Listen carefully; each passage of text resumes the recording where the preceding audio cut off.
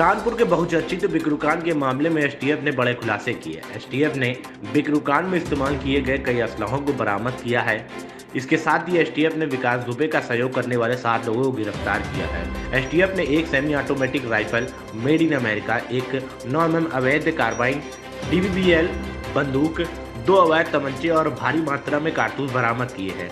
Police ने विकास दुबे, अमर और प्रभात का मोबाइल फोन भी बरामद किया है। एडीजी एसटीएफ अमिताभ यश ने बताया कि एसटीएफ की एक टीम लगातार इन असलाहों की बरामदगी के लिए काम कर रही थी। इसी दौरान विकास दुबे और उसके साथियों द्वारा बिकरू-कांड में प्रयोग किए गए असलाहों को बेचे जाने की सूचना एसटीएफ को मिली। इन असलाहों को मध्य प्रदेश के भिंड के एक गैंग को बेचा जाना था, जिसके बाद पुलिस ने आरोपियों को पकड़कर इनके पास से विकास दुबे और उसके साथियों के अवैध असलाहों और कारतूस बरामद किए। 2 जुलाई की रात्रि में बिकरू कांड से आप सभी अवगत हैं। बिकरू कांड के बाद मुलजिमों के बारे में कुछ जानकारियां उपलब्ध नहीं थी, खास करके वो किस रास्ते से भागे, किन लोगों ने उसके भागने में मदद किया। जिन असलहों का इस्तेमाल हुआ उनमें से काफ़ी असलहे भी पुलिस के नज़र से बाहर थे। पुलिस ने उसकी बरामदगी नहीं की थी।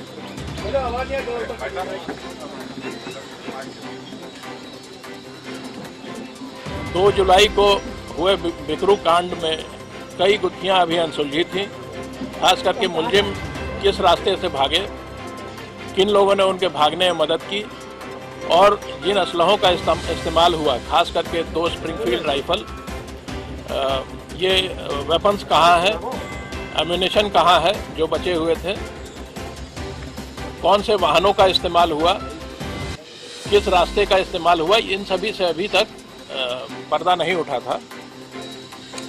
एसटीएफ की कानपुर टीम के डिप्टी एसपी श्री तेज बहादुर सिंह, यहाँ इंस्पेक्टर शैलेंद्र सिंह और पूरी टीम ने मिलकर काफ़ी गुत्थियों को सुलझाया है और कुछ असलहों की बरामदगी भी की है जो इस घटना में प्रयुक्त हुए थे। 7 लोगों को गिरफ्तार किया गया है, जिनका नाम विष्णु कश्यप, अमन शुक्ला, रामजी उर्फ राधे, अभिनव तिवारी, मनीष यादव, संजय परिहार तथा शुभम पाल है। इसके अलावा जो बरामदगी हुई है उसमें मुख्य रूप से एक semi automatic rifle made in America, ये शिव तिवारी की राइफल है जो अभी तक जानकारी प्राप्त हुई है, जो इस घटना में मुलजिम भी है और जेल में है। इसके अलावा एक 9 mm कार्बाइन अवैध, एक रिवॉल्वर, एक अवैध SBBL 12 बोर की बंदूक फैक्ट्री मेड, 2 अवैध तमंचे 315 बोर, 42 स्प्रिंगफील्ड के कारतूस 30.06 बोर, 40 32 बोर के रिवॉल्वर के जिंदा कारतूस, 2 AK-47 के जिंदा कारतूस, 4 32 बोर के पिस्टल के जिंदा कारतूस, 20 7.62 mm पिस्टल के जिंदा कारतूस, 12 बोर के 25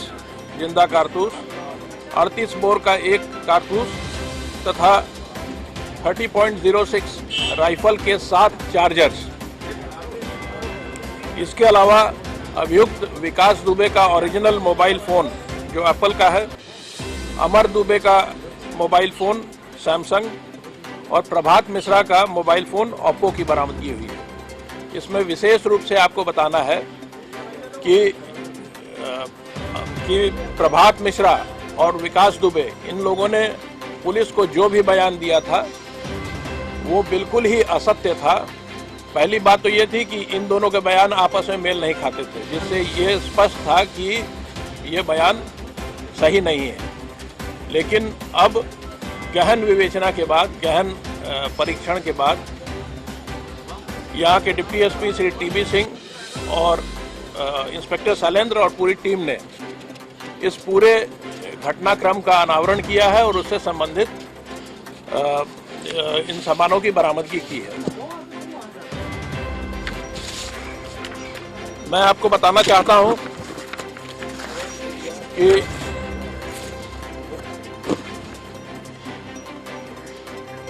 इस इन अभियुक्तों से पूछताछ के क्रम में ये जानकारी मिली है कि विष्णु कश्यप नाम का आदमी जो गिरफ्तार है, ये प्रभात मिश्रा का बचपन का दोस्त था और प्रभात मिश्रा की दोस्ती विष्णु कश्यप के बहनोई राधे कश्यप से भी थी।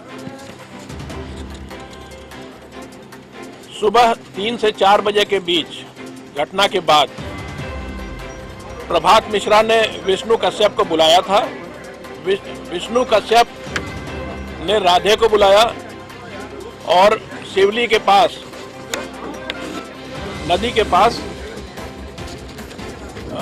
राधे अपनी गाड़ी लेकर आया जो स्विफ्ट डिजायर थी, और इस स्विफ्ट डिजायर से इनको लेकर राधे घर तुलसी नगर रसूलाबाद गया। वहाँ ये लोग काफ़ी देर रहे। दिनांक 3/7 को 12 से 1 बजे के बीच राधे अपनी मोटरसाइकिल से अमर दुबे को रसूलाबाद से लेकर ग्राम करियाझाला में संजय परिहार और टिंकू की बगिया में लेके पहुंचा। वहां से ये सभी अभियुक्त राधे के मकान पर तुलसी नगर वापस आ गए और वहां मकान के तलघर में लगभग 2-3 घंटे रुके। रसूलाबाद में और शिवली में इनका प्रवास लगभग 2 दिन का हुआ। इसके बाद शुभम पाल ने अपनी ओमनी कार से दिनांक 5/7/2020 को सायकाल में तीनों अभियुक्त विकास दुबे, अमर दुबे और प्रभात मिश्रा को औरैया तक छोड़ा था।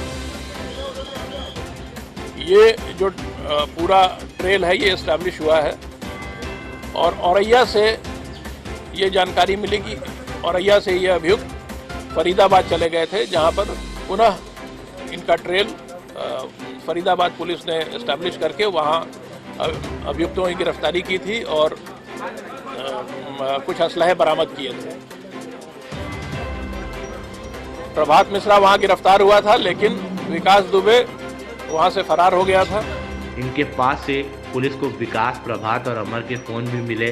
वहीं एडीजी एसटीएफ ने बिक्रूकांड के बाद विकास दुबे के फरार होने की घटना के रहस्य से भी पर्दा उठाया। अमिताभ यश ने कहा कि इस वारदात के बाद विकास दुबे, अमर दुबे और प्रभात मिश्रा पैदल ही शिवली नदी के पुल पर पहुंचे, जहां प्रभात ने अपने मित्र विष्णु कश्यप को बुलाया, जिससे उसे 3 गमछा व पानी मंगवाया था और एक 4 पहिया गाड़ी का प्रबंध करने को कहा था। एडीजी एसटीएफ ने कहा कि विकास दुबे और प्रभात ने पुलिस को जो भागने की जो कहानी बताई थी वह झूठी थी। कानपुर से संवाददाता प्रांजल मिश्रा की रिपोर्ट, आज भी न्यूज़।